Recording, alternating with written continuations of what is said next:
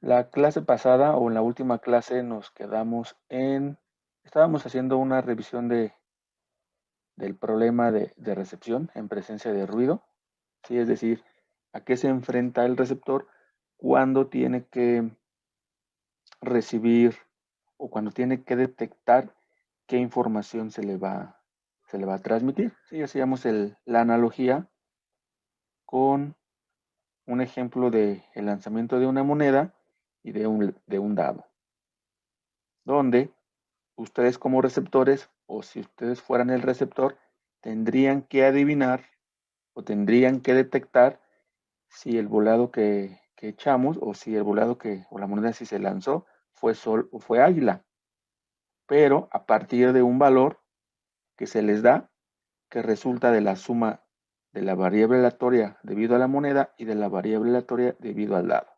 Por ejemplo, decíamos que la moneda tiene dos valores posibles, cruz y cara, o sol y águila, pero hay que darle un valor numérico, variable aleatoria. Le damos el valor de -1 y 1. Y el dado tiene 6 posibles salidas, 1, 2, 3, 4, 5 y 6. Como variable aleatoria le asignamos el mismo número. Bien, cuando hacemos la suma, nos va a resultar en otro número, ¿sí? Y yo les ponía el ejemplo, imagínense que ustedes receptor reciben el 3, tienen que decir si fue sol o fue águila, o fue cruz o fue cara, con base a este resultado. Y hacíamos el análisis donde este resultado se pudo haber obtenido de dos formas, que la moneda haya resultado -1 y el dado 4, o que la moneda haya resultado 1 y el dado 4. Esto es lo que tiene que resolver el receptor, lo que se tiene que resolver en el receptor, porque esto es lo que va a suceder. Y bueno, también en este problema o para resolver este problema se basaba en probabilidades. Ajá. ¿En qué se basaba? ¿Qué es más probable que haya salido? ¿O qué es más probable que haya sucedido? ¿Esta acción o esta acción? Eso es lo que tiene que calcular el receptor. ¿Qué fue más probable? ¿Que la moneda haya arrojado -1 y el dado 4 o que la moneda haya arrojado 1 y el dado 2? Sí, eso es lo que dice aquí.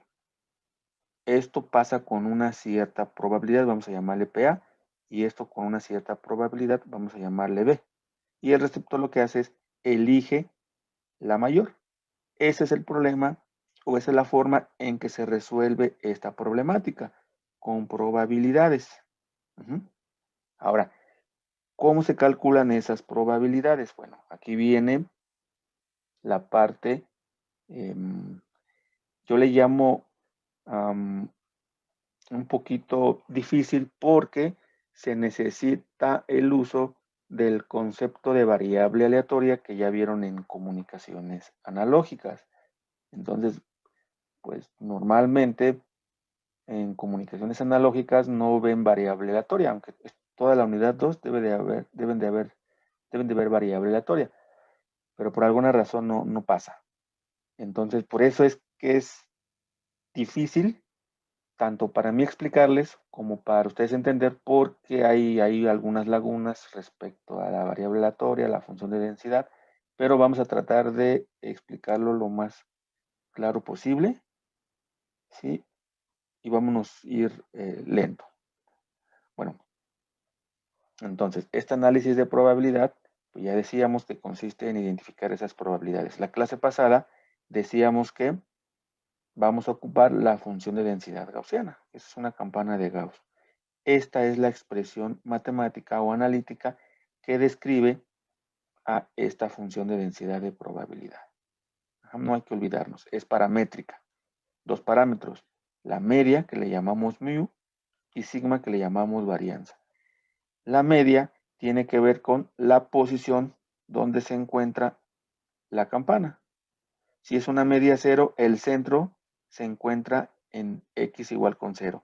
Si es diferente de 0, bueno, el centro de esa campana se ubica precisamente en la media, positiva o negativa. ahorita aquí le estoy poniendo que la media vale 0. Y la varianza tiene que ver con qué tanto se abre esta campana. Sí, qué tanto. Si sigma cuadrada es muy grande, es un valor muy grande, la campana se abre mucho. Si sigma cuadrada es un valor pequeño, la campana tiende a cerrarse. Ajá. Eso es lo que nos da el parámetro varianza, sigma cuadrado. Bueno, y también decíamos que para calcular la probabilidad de una variable aleatoria, habría que encontrar área bajo la curva de la función de densidad de probabilidad. Decíamos que la probabilidad que la variable aleatoria tome un valor particular vale 0. Lo que se tiene que hacer es calcular la probabilidad, pero de que la variable aleatoria se encuentre en un intervalo. Es lo que decíamos. La probabilidad de que x o la variable aleatoria sea igual a un valor particular es 0. Pero la probabilidad que esa variable aleatoria se encuentre dentro de un intervalo, delta x, por ejemplo, se calcula calculando el área bajo la curva sobre ese rango. ¿Sí? Es decir, si yo quiero calcular la probabilidad de que la variable aleatoria se encuentre dentro del intervalo delta x, entonces lo que hay que hacer es calcular el área bajo la curva de la función de densidad de probabilidad solamente durante el intervalo delta x. ¿Sí? No vamos a explicar por qué. ¿Sí? Vamos a quedarnos con esto. Y ya. Muy bien. Ahora, bueno, esto es lo que quieren decir estas gráficas, ¿no? Aquí que tome un valor particular vale 0. O que se encuentre en un intervalo, hay que sacar el área bajo la curva. Ese intervalo puede abarcar desde menos infinito hasta un cierto valor x0. Por ejemplo, ¿cuál sería la probabilidad que la variable aleatoria x fuera mayor a infinito, perdón, mayor a menos infinito, pero menor a un valor x0? Eso se denota con la probabilidad de que x sea menor o igual a x0. Ya no se pone menos infinito. Ya nada más se pone con que sea menor o igual a x0. Y como ya lo habíamos dicho, hay que sacar el área bajo la curva de la función de densidad. Vean, para sacar el área bajo la curva es la integral de menos infinito a x0. Es el intervalo que estamos considerando de la función de densidad. Esta de aquí. Esto que está aquí en verde. Esta área bajo la curva será esta probabilidad. Esto lo vamos a ocupar, estos conceptos. Y finalizábamos la clase pasada con la explicación de sigma y de mu. Donde ya, como ya lo dije, el centro de la campana va a estar posicionado en mu. Ajá. Y la apertura de la campana de Gauss tendrá que ver con el valor sigma cuadrada. Ahora, sigma cuadrada, si se dan cuenta, aquí tengo sigma, no sigma cuadrada. Bueno, tienen una relación directa, ¿no? Si conocen sigma, pueden conocer sigma cuadrada. Lo que les puedo decir es que sigma cuadrada tiene que ver con la apertura de la campana de Gauss. Y como sigma cuadrada tiene que ver con la apertura, también lo tiene que ver sigma.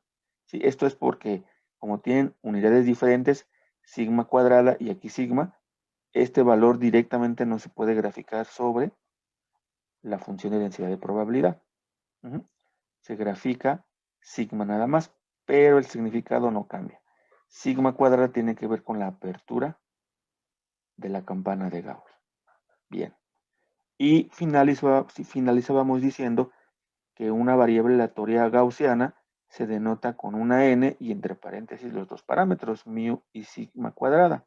Por ejemplo, una variable aleatoria n 0,1 significa que es una campana de Gauss con media 0, el centro de la campana está en 0 y tiene una sigma igual a 1. Una apertura donde sigma es igual a 1. Si ahora nos dicen que tenemos una variable aleatoria gaussiana a,1, ¿qué significa? que es una campana de Gauss, pero que la media vale A. Por lo tanto, el centro de la campana estará ubicado en A, en X igual a A. Aquí está, X igual a A. Y la apertura seguirá siendo de 1. Bueno, es posible obtener esta función de densidad o esta variable aleatoria a partir de esta variable aleatoria. ¿Cómo? Nada más le sumamos A la variable aleatoria. Para que esto se entienda, imagínense que ustedes, lo voy a hacer con una variable aleatoria discreta para facilitar las cosas. Y vamos a hacerlo con el lanzamiento del dado. Ya sabemos que el lanzamiento del dado tiene 6 salidas. 1, 2, 3, 4, 5 y 6. Ahora, ¿cuál sería la media de esa variable aleatoria? Bueno, la media pues simplemente sacar el promedio de 1, más 2, más 3, más 4, más 5, más 6 y dividir todo entre 6. Si no me equivoco, este promedio sale 3.5. 3.5. Ahora, 3.5 no pertenece a ninguna, 4, 5, 6, a ninguna de las salidas que tiene el dado. Pero bueno, la media tiene su significado. Lo único que les voy a decir es que en una variable aleatoria,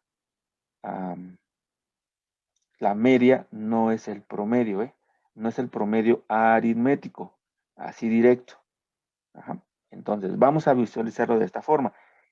Si sacamos la función de distribución del dado, de esa variable aleatoria, vamos a observar algo así. 1, 2, 3, 4, 5 y 6. Quiere decir que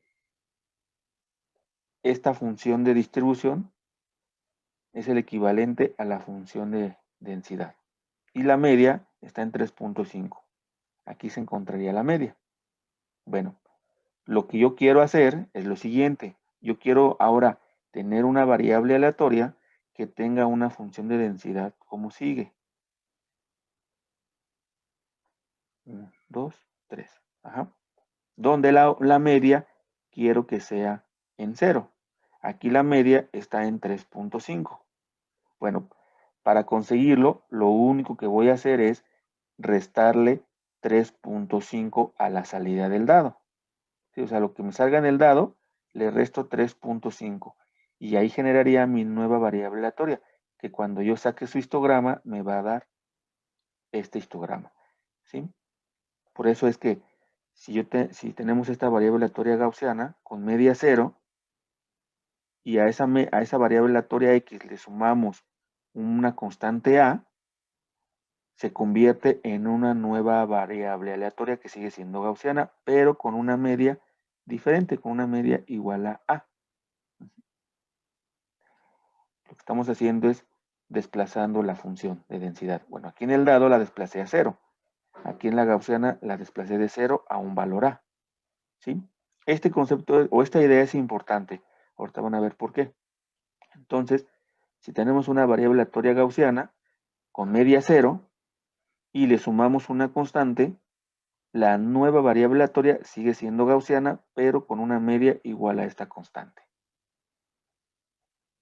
Vamos a tener eso en mente. Ok. Ahora, regresando a nuestro problema. Cuando se transmite un bit, están de acuerdo que lo que se transmite es una forma de onda. Y esa forma de onda se lleva el bit en su amplitud porque estamos con señal spam. Esa forma de onda, vamos a poner un pulso cuadrado por facilidad, en la amplitud lleva el bit. Pero esta forma de onda puede estar contaminada con ruido cuando llegue al receptor. ¿Sí? Entonces, en lugar de recibir un pulso cuadrado, así ya derechito, bonito, pues se recibe Un pulso con ruido. Ajá. Este sería el ruido. Bueno, para que se vea más claro. A ver si la última parte del curso vamos a hacer puras simulaciones ya. Ajá, se transmite un pulso cuadrado, pero por el ruido pues, se recibe este de aquí. Ahora el receptor tiene que tomar una muestra, un valor de amplitud para decidir. Si no hay ruido, noten ustedes que el valor de amplitud que va a ver el receptor va a ser el mismo que insertó el transmisor.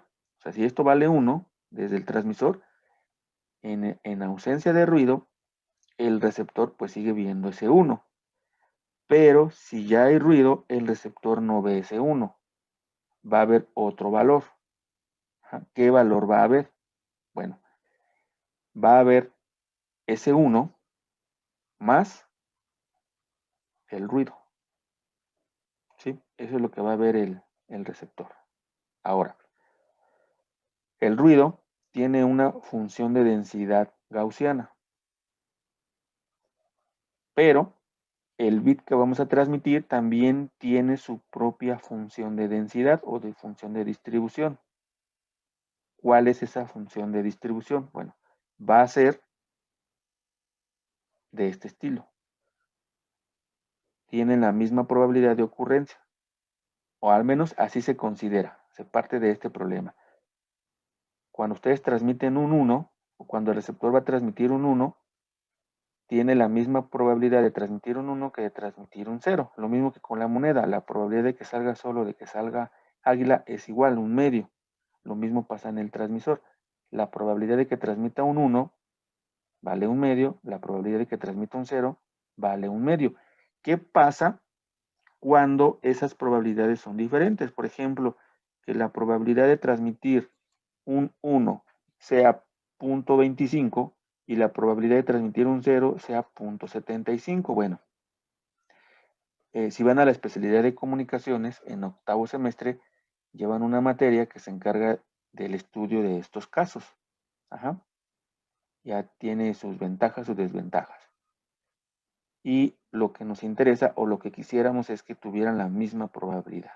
Porque, bueno, en esa materia se llama teoría de la información, lo van a revisar a detalle, pero por ahora partamos que tienen la misma probabilidad de ocurrencia. Ajá. Pero no necesariamente, repito, puede que sean probabilidades diferentes, pero que se aplique alguna técnica de codificación para que al final tengan la misma probabilidad de ocurrencia. Ajá. ¿Y por qué se aplica esa técnica de codificación? Bueno, ahí lo explicarán. Por eso es que partimos de este caso. Bien. Ok, bueno, aquí es para ilustrar lo del dado, que ya lo he ilustrado. El dado tiene 6 posibles salidas, de 1 a 6, y la probabilidad de ocurrencia sería de 1/6. Ajá. Para nosotros el ruido pues tiene una función gaussiana y de hecho está centrada en 0. Ok. Ahora, regresando a nuestro problema. Ya sabemos que nuestro número o el número que ustedes van a ver consiste en la suma de la variable aleatoria debido a la moneda, que es 1 o menos 1, más la variable aleatoria que resulta de lanzar un dado. Vamos a revisar los dos casos. Imagínense que consideramos que salió sol, es decir, que la variable aleatoria debido a la moneda vale 1, o sea, es fijo, vale 1. ¿Cuáles son las posibles salidas o los posibles valores que podrían ver ustedes? Habría que considerar los 6 posibles resultados que da el dado. Por ejemplo, si el dado sale 1, entonces ustedes van a ver el 2. Si sale en el dado 2, ustedes van a ver el 3 y así consecutivamente. De forma que ustedes verían los valores del 2 al 7. Esto es fijando la moneda a 1. ¿Sí? Bueno, este resultado, al final de cuentas, es una variable aleatoria. Y esa variable aleatoria tiene su propia función de distribución o de densidad. Pero aquí ya le llamamos condicional, porque la estamos condicionando a que la moneda sea 1. Por eso aquí lo denotamos. La función de densidad de X debido, ¿sí? Por eso le ponemos un sobre, debido a que la moneda fue 1. Y eso se obtiene simplemente multiplicando la función de distribución del dado, ¿sí? Que es un sexto, ya lo habíamos explicado, por la probabilidad que haya ocurrido un 1, que es un medio. ¿Sí? Entonces, esta sería la función de distribución de probabilidad para este caso. ¿Sí? Para este caso. Lo mismo vamos a hacer para el caso cuando la moneda la fijamos en 0. Ahora fijamos la moneda para transmitir un 0, es decir, una amplitud menos 1. Y sacamos todos los posibles resultados que puede tomar X debido al dado, que sería 0, 1, 2, 3, 4 y 5. ¿Por qué 0? Porque tengo 1 menos 1, y si el dado me arroja 1, es 0. Ahora sigo dejando fijo menos 1, y si el dado me da el 2, es 1. Y así considero cuando el dado fue 3, 4, 5 y 6. Ajá. Ahora yo saco la función de densidad de esta variable aleatoria X condicionado a que la moneda fue 0. Ajá. Ahora tengo valores 0, 1, 2, 3, 4 y 5, y todos con una probabilidad 1 medio por 1 sexto. ¿Por qué 1 medio? Porque es la probabilidad que la moneda salga 0 para transmitir el menos 1. ¿Y por qué 1 sexto? Porque es la probabilidad que tiene cada resultado del dado. Vean cómo son distintas. Vean cómo son distintas. ¿Sí? Son similares, pero distintas. Esta de aquí arriba empieza en 2 y termina en 7. Y esta de aquí abajo empieza en 0 y termina en 5. Bueno, esto es repitiendo el problema que ya se los he explicado varias veces. Tenemos nuestra moneda, tenemos nuestro lanzamiento del dado y tenemos el resultado. Y como ejemplo, supongan que ustedes reciben el 3.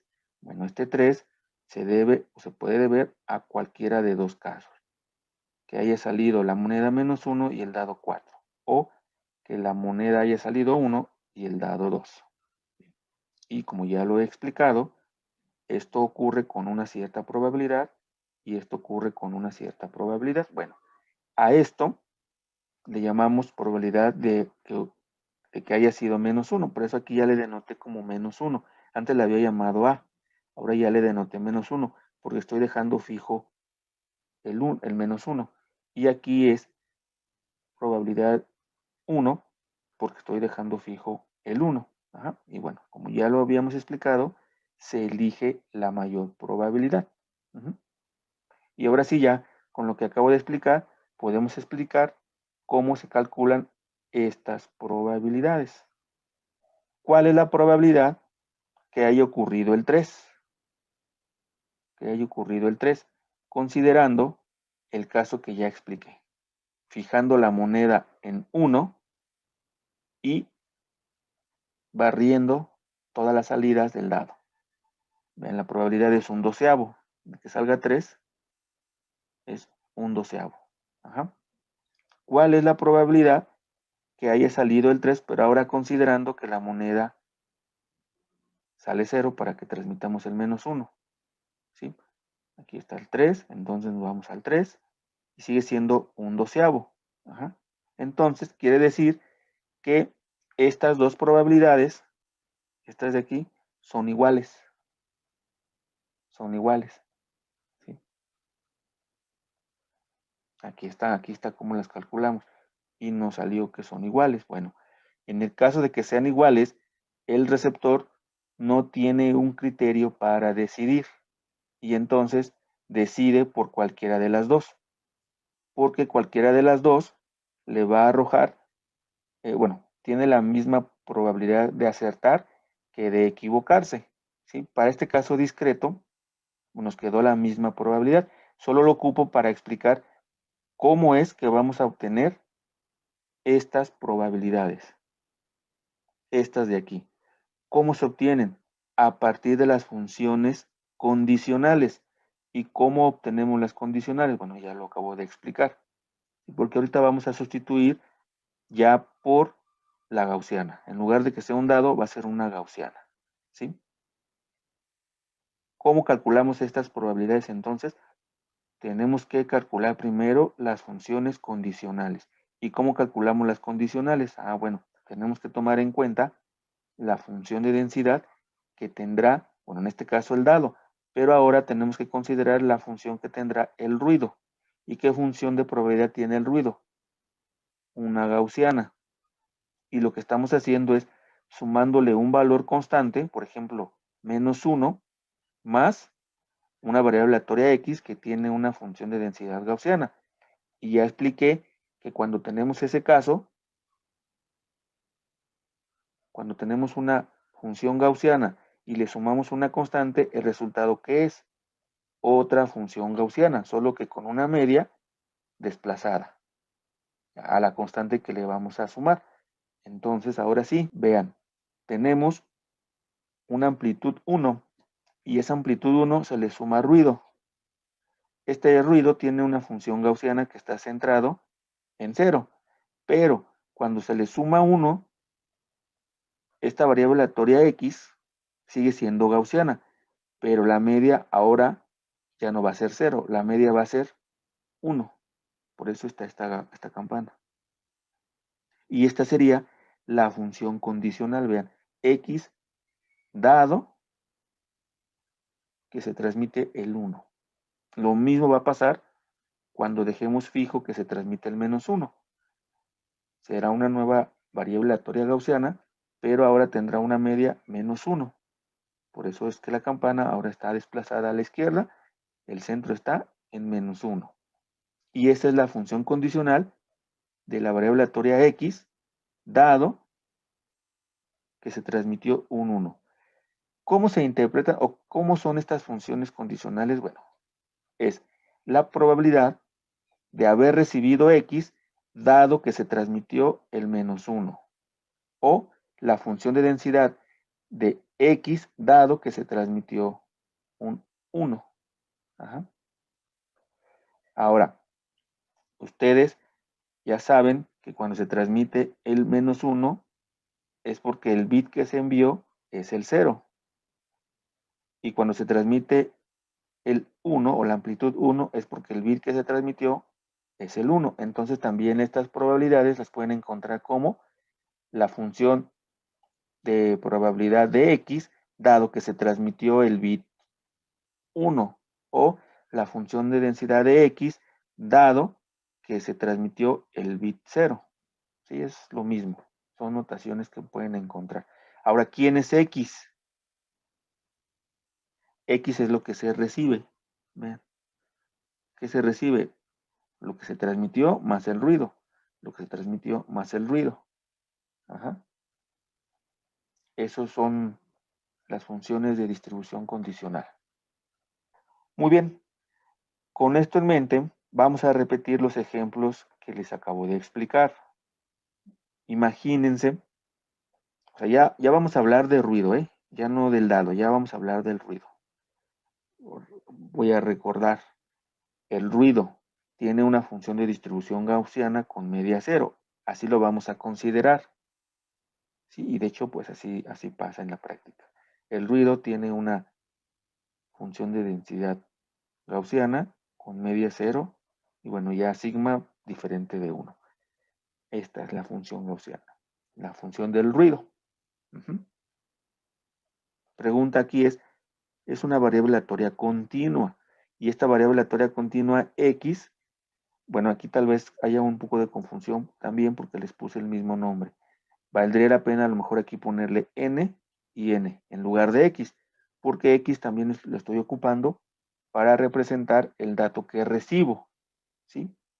Que son dos cosas diferentes, pero ocupé la misma variable. No se confundan.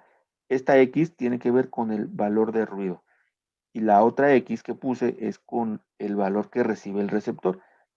Para que no haya confusión, supongan que en lugar de x aquí se llama n. La variable n es una variable aleatoria continua y puede tomar un valor de menos infinito a infinito y puede tomar cualquier valor. 1.1, 1.00001, 1.000000001, o sea, es una variable aleatoria continua. Ajá. Tiene un número infinito de valores. Eso es importante. Ahora sí, vamos a nuestro ejemplo. Imagínense que ustedes, receptores, saben que el transmisor envió una señal PAM con amplitud 1 o menos 1. ¿Sí? Una PAM, por ejemplo, un cuadrado, 1 o menos 1. Pero a esa amplitud o a esa señal se le sumó ruido, AWGN. Por lo que cuando toman la muestra, ustedes receptores, la amplitud que ven es 1.1. Vean que 1.1 ni siquiera pertenece al menos 1 o ni siquiera es el 1, o sea, no pertenece a las dos amplitudes válidas. Pero ustedes tienen que detectar si fue menos 1 o fue 1. ¿Cómo lo hacen? Ah, bueno, saco mis dos posibles casos. Tengo el 1. Perdón, si se transmitió el 1, puede ser que el ruido haya sido 0.1. Entonces, 1 más 0.1, 1.1. Pero también pudo haber sucedido que se transmitiera el menos 1 y que el ruido que se le sumó fue 2.1. Menos 1 más 2.1, 1.1. ¿Sí? Vean, tienen dos posibles casos. Recuerden que esta variable aleatoria gaussiana, que es el ruido, puede tomar cualquier valor de menos infinito a infinito. Por eso es que sin problema pudo tomar el valor de 0.1. O sin problema también pudo haber tomado el valor de 2.1. ¿Sí? Bien. Bueno, esto ocurre con una probabilidad. Esto de aquí arriba ocurre con una probabilidad. Y esto de aquí abajo ocurre con otra probabilidad, que antes les había llamado PA y PB. Ahora le voy a llamar diferente. Ahora es la probabilidad de recibir X, que es de recibir 1.1, dado que se transmitió el 1, o la probabilidad de recibir 1.1, dado que se transmitió el menos 1. Así es como lo van a encontrar en la literatura. Ajá, la probabilidad de recibir X con la condición que se haya transmitido un 1. O la probabilidad que se haya recibido X con la condición que se haya transmitido el menos 1. Ajá. Y, pues como ya lo expliqué, el receptor elige la mayor probabilidad de estas dos. Bueno, ajá. Elige cuál probabilidad es mayor. Ajá. Bueno, aquí, ¿cómo calculamos estas probabilidades? Ya lo habíamos visto. Es con la función, con las funciones condicionales. ¿Cuáles son las funciones condicionales? Estas que acabamos de ver. Estas de aquí. Ahorita que actualice. Estas son las condicionales. Ajá.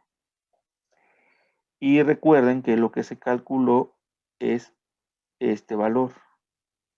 Este valor. Ajá.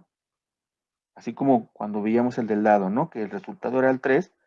Íbamos a revisar cuál era la probabilidad que pasara o que ocurriera el 3. Para el caso del dado era la misma. Aquí vamos a ver que ya no es la misma. Entonces, vamos a calcular cuál es la probabilidad que X sea igual a 1.1. Bueno, como también, si ustedes lo recuerdan, yo les dije que para una variable aleatoria continua, la probabilidad que X tomara un valor particular era 0. Pero para fines de explicación, vamos a considerar que sí lo podemos hacer. Es decir, yo quiero la probabilidad que X sea 1.1. Entonces me voy a la función de distribución condicional, a esta primero, que sería la que está a la derecha, y calculo esa probabilidad. Entonces le voy a hacer un zoom. Ubico el valor 1.1. Vean, la media está en 1. Entonces el 1.1 estaría al ladito de la media, ¿sí? Lo que está en verde. Y consideremos que la amplitud o esa línea más gruesa verde es la probabilidad que X sea 1.1. Ok. Esa es la probabilidad de que X sea 1.1 considerando esta función condicional. Tenemos que encontrar la misma probabilidad, pero considerando la otra función condicional. Aquí está. Igual hay que ubicar el 1.1. Bueno, lo que está en verde es el 1.1. ¿Sí? Igual consideremos que esa amplitud o eso que está en verde es la probabilidad que X sea igual a 1.1. Ok. Ahora sí, con estas dos probabilidades, ¿cuál tiene mayor probabilidad considerando la función de distribución condicional de arriba o considerando la función de condicional abajo? ¿Cuál tiene mayor probabilidad? Esta de aquí. Entonces quiere decir que esta probabilidad es mayor que esta probabilidad. Aquí está.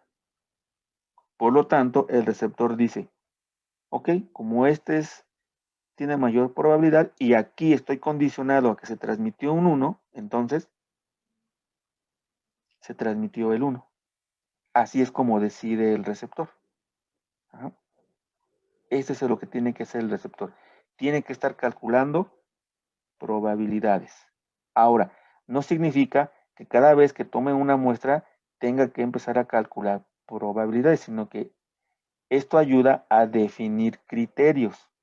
Ahorita vamos a ver ahorita vamos a explicar a qué me refiero. Sí, pero esto es lo que está detrás de este criterio, porque yo lo que les puedo haber dicho para simplificar todo es, el receptor, si es mayor a 0, lo que él decide es un 1, y si es menor a 0, lo que él decide es menos 1. Bueno, sí, pero ¿por qué?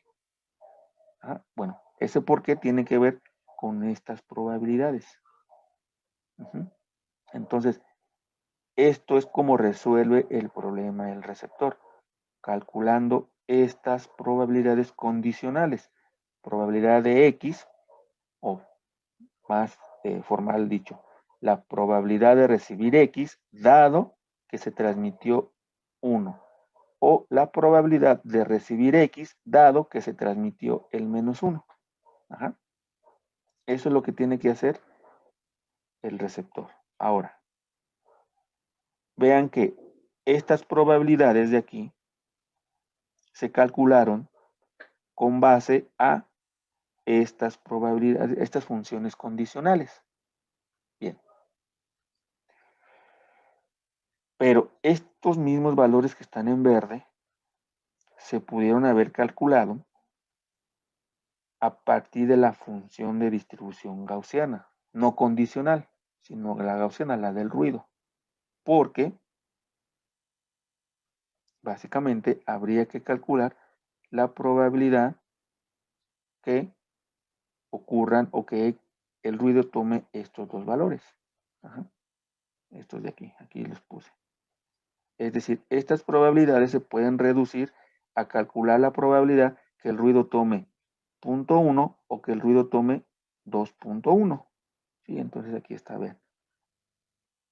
0.1 pues estaría al ladito del 0. 2.1 pues está ubicado en una colita, le llaman, de la gaussiana. Estos puntos son estos mismos, vean, de la gaussiana. Vean, este es este. Y este punto es este punto.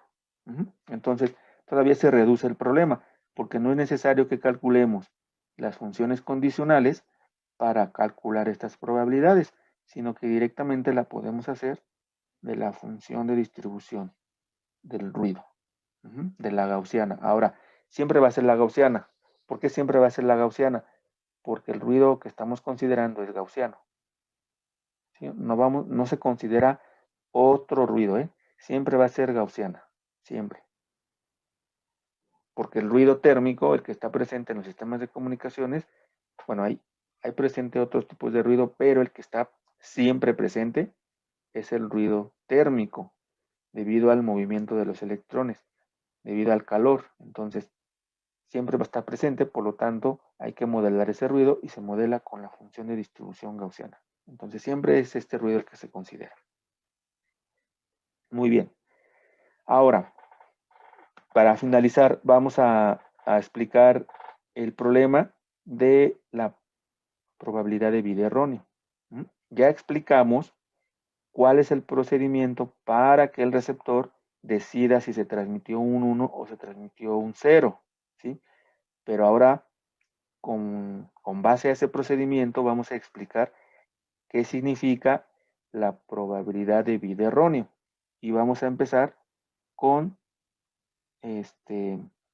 un ejemplo, antes de pasar a esto de aquí. Ok, a este ejemplo. Imagínense que se transmite un 0. Sí, o sea, se transmitió un 0. Nosotros sabemos que se transmitió un 0. Se recibe el punto 3. Este punto 3 puede ser debido a dos casos. Que se haya transmitido el 1, pero que el ruido salió menos 0.7. ¿Sí? 1 más menos 0.7, punto 3. O también se puede deber, este punto 3, se puede deber a que se haya transmitido el menos 1 y que el ruido haya sido 1.3. Menos 1 más 1.3, punto 3. Ajá. Hay que calcular la probabilidad de este caso y la probabilidad de este caso y decidir sobre el que tiene mayor probabilidad. ¿Cómo calculamos esas probabilidades? Ah, bueno, con las condicionales, pero también ya explicamos que directamente lo podemos hacer con la gaussiana con estos valores. Ajá. En lugar de ocupar este valor, para ocupar las condicionales, ocupamos estos valores, pero con la función gaussiana. Aquí está la función gaussiana. Ubicamos el menos 0.7, aproximadamente aquí. Ubicamos el 1.3, que estaría por acá. ¿Y cuál tiene mayor probabilidad de ocurrencia? Menos 0.7 o 1.3. El receptor dice, este tiene mayor probabilidad. Entonces, se transmitió un 1. Pero, ¿qué se transmitió? El 0. Sí. Se equivocó. Ajá. El receptor se puede equivocar, o sea, este criterio no es infalible. Esto de las probabilidades, por la final de cuentas son probabilidades. Ajá. Es como si, por ejemplo, imagínense que ustedes tienen una moneda, o bueno, yo tengo una moneda que tiene las siguientes probabilidades. 0.8 sale sol y 0.2 sale águila. Y yo les digo, vamos a echar un volado y si ustedes ganan, yo les pongo 10 en el parcial 3, pero si pierden les pongo 5. Pues esto es sol y esto es águila. Entonces, ¿qué van a elegir ustedes? ¿Sol o águila? Sol, ¿no? Pero están de acuerdo que tengo una probabilidad de ganar. O sea, que tenga que ustedes maximicen esta probabilidad o que elijan la que tiene mayor, no significa que eventualmente puedan perder, ¿cierto? O sea, no les garantiza al 100% que cuando eche el volado van a ganar. Entonces lo mismo pasa con el Sí, profe. receptor. Al elegir la mayor probabilidad, tampoco se le está garantizando que está decidiendo correctamente. Y este es un ejemplo de ello. Elijo la mayor probabilidad, sin embargo, me equivoqué. O el receptor se equivocó. O sea, también tiene opciones, o no opciones, sino que tiene posibilidad de equivocarse. Ajá. Lo que quiere decir, o lo que estamos haciendo con el método que acabo de explicar es maximizar la probabilidad de que acierte. A eso se le conoce como el receptor óptimo, que él va a decidir con la mayor probabilidad de que pueda acertar. ¿Sí? Ese es el criterio con el que se construye un receptor óptimo. Van a escuchar luego ese término, el receptor óptimo. ¿Qué es el receptor óptimo? Es aquel receptor en el cual trata de decidir, usando un criterio, en el que se equivoque lo menos posible. Y ese criterio es con probabilidades, como el que les acabo de explicar de la moneda. ¿Ustedes en qué se basaron para elegir el sol y no águila? Porque vieron que tenía una probabilidad de 0.8, ¿cierto? Entonces dicen, pues yo siempre voy a elegir sol porque tiene mayor probabilidad. Están optimizando en el sentido que sí tienen el 80% de ganar y solo el 20% de perder. Ajá. Entonces, lo mismo pasa con el receptor. Y eso es lo que significa cuando hablamos de probabilidad de error, es decir, cuál es la probabilidad de que el receptor se equivoque. Ahorita con el de las monedas, ustedes decían, bueno, eligieron 0.8 y el 0.2 era que yo ganaba. ¿Con qué probabilidad ustedes van a ganar? Bueno, con 0.8, eso es sencillo porque yo les puse aquí ya los valores, ¿no? 0.8 y 0.2. ¿Cómo podemos interpretar este 0.8 y 0.2? Bueno, que ustedes tienen 80% de posibilidades de ganar y yo solamente el 20%. ¿Cómo lo traduzco? Bueno, pues de cada 10 alumnos, híjole, en promedio, pero de cada 10 retos que yo haga, 2 de ustedes van a reprobar. Así lo dictan las probabilidades, ¿eh? O sea, porque es 0.8 y 0.2. De cada 10 lanzamientos, de cada 10 alumnos que yo haga el volado, 2 sí van a reprobar. 8 van a pasar con 10, ¿no? Esas son las probabilidades. Así interpretamos. Entonces, estos cálculos o el cálculo para que el receptor se equivoque, pues no es tan sencillo. No es tan sencillo. Ahorita, repito, yo les puse el valor de 0.8. Lo que hay que determinar es este valor de probabilidad que tiene el receptor. Ese es el siguiente tema. Ajá. Porque aquí lo único que hicimos fue calcular la probabilidad, pero para saber cuál es mayor. Pero como ustedes ya se dieron cuenta, se equivoca. La pregunta es, bueno, ¿y con qué probabilidad se va a equivocar? ¿O con qué probabilidad va a acertar? Como son excluyentes, conociendo una se conoce la otra. ¿Sí? Repito, en el ejemplo de las monedas, yo ya les di ese valor, 0.8 y 0.2. Aquí en el receptor no lo conocemos hasta ahorita. Hay que hacer el análisis para calcular esa probabilidad. Se puede hacer. Ese cálculo de probabilidad le llamamos probabilidad de vida erróneo, lo que quiere decir que es con qué probabilidad se equivoca el receptor. Vamos a suponer que esta probabilidad de vida erróneo salga 0.2, que significa que tiene el 20% de posibilidad de equivocarse. Y bueno, ¿cómo interpretamos ese 20%? Pues lo podemos interpretar que cada 10 bits que intente detectar se va a equivocar en 2, porque es el 20%.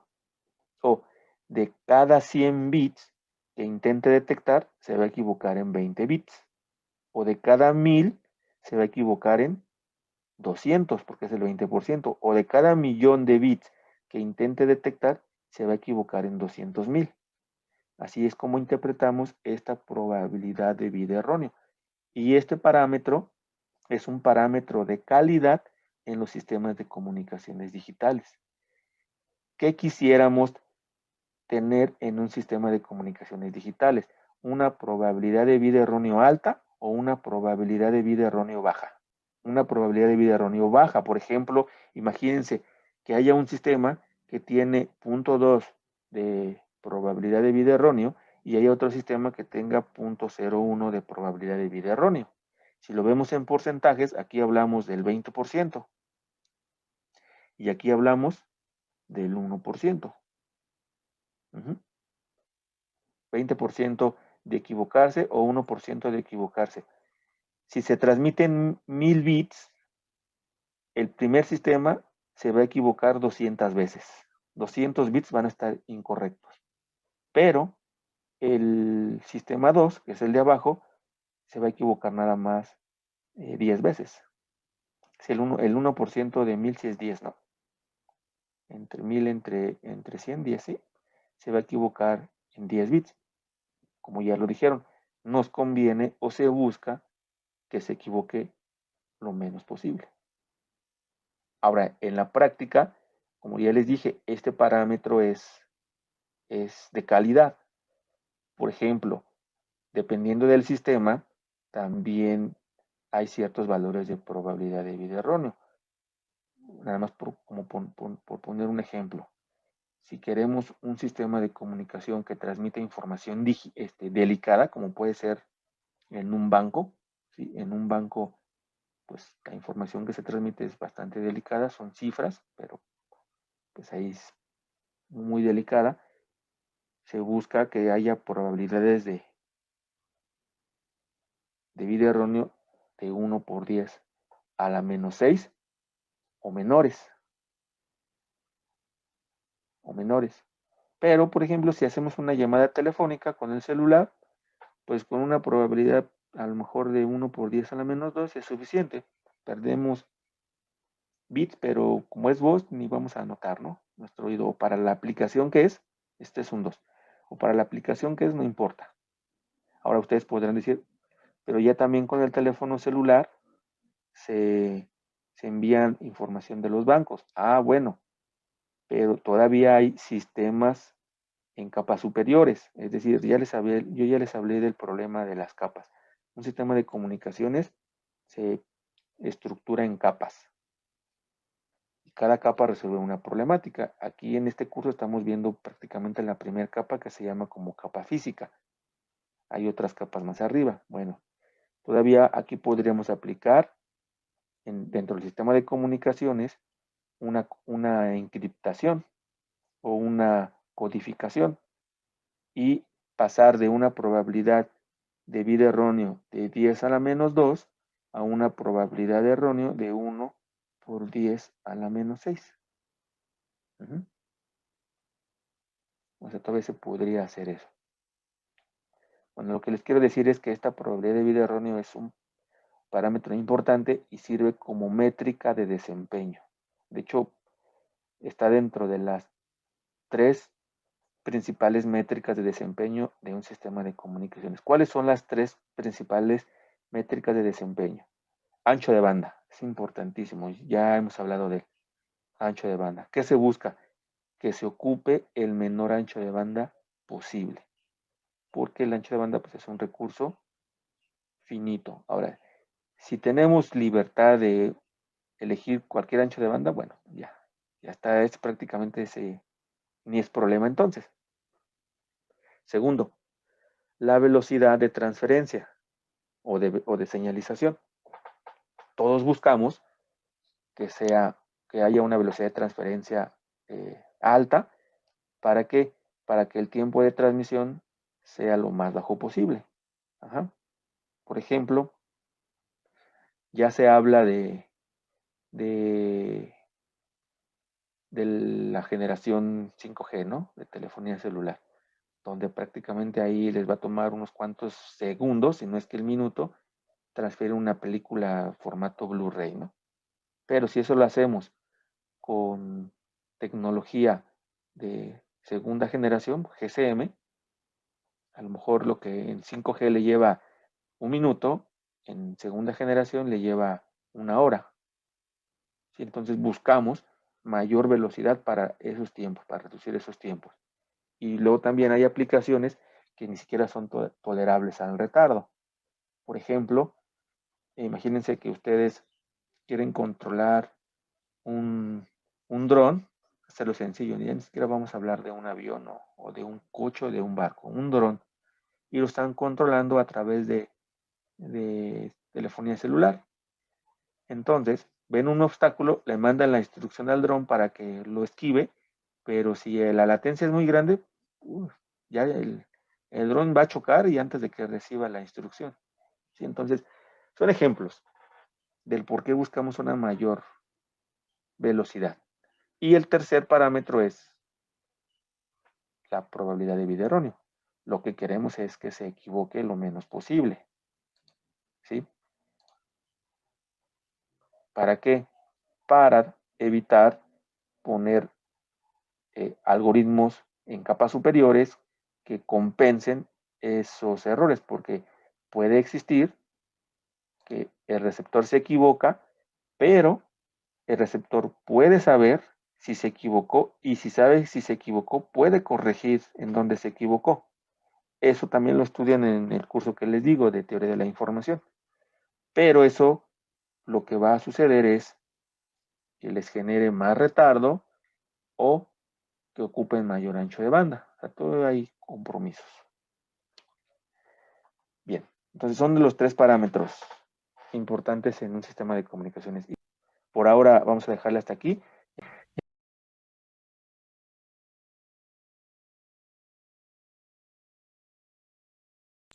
Ok, con esto finalizamos la clase de hoy. Nada más un comentario para precisar. Ya se habló del concepto de receptor óptimo o recepción óptima, que es aquella que se basa en equivocarse lo menos posible, o lo que es lo mismo, en acertar la mayor cantidad de veces. Es lo mismo, ¿no? Nada más que dicho de 2 formas diferentes. O me equivoco menos o acierto más. Es lo mismo, ¿no? Si yo acierto más, significa que me estoy equivocando menos. O si yo me equivoco menos, significa que estoy acertando más. Lo comento porque algunas veces le llamé recepción óptima cuando el receptor detecta basándose en la probabilidad de equivocarse menos o en la probabilidad de acertar más. Nada más como precisión, ¿no? Es lo mismo. El receptor óptimo. A veces lo van a encontrar en la literatura como aquel receptor en el que tiene una menor probabilidad de error, o a veces lo van a encontrar recepción óptima o receptor óptimo como aquel en el que tiene mayor probabilidad de acertar. Pero es lo mismo. Solo esa es la precisión. Y bueno, ahorita se explicó cómo toma la decisión. Toma la decisión basándose en las probabilidades. Pero no significa, bueno, ahorita nosotros lo hicimos, calculamos esas probabilidades, pero no significa que el receptor calcule estas probabilidades. Eso lo vamos a explicar en la siguiente clase. No las calcula, pero se sigue basando en las probabilidades. ¿Cómo le hace? Bueno, eso ya lo vamos a ver el día lunes. Pero esta es la idea base con la que parte todo sistema de comunicación. ¿Alguna pregunta? Bien, entonces vamos a finalizar por el día de hoy. Y bueno, igual les voy a pedir su asistencia y nos encontramos el día lunes. Lo más probable, bueno, aquí se conectaron varios, no nos faltaron creo que 7 personas. Lo más probable, no les iba a decir, pero les voy a decir a ustedes porque es el grupo que más se conectó. Lo más probable es que les haga examen de las últimas 4 clases, nos falta una. ¿Sí? Estas 3 que acaban de pasar, más la del lunes. Un examen de esas puras 4 clases, para que lo vayan tomando en mente, ¿no? Por si no han visto las otras 2, las vean. Bien. Muchas gracias. Nos encontramos profe, el día lunes. Gracias, profe. Hasta luego. Gracias, profe. Hasta luego. Gracias, luego. Hasta luego, profe. Gracias. Gracias, profe. Hasta luego.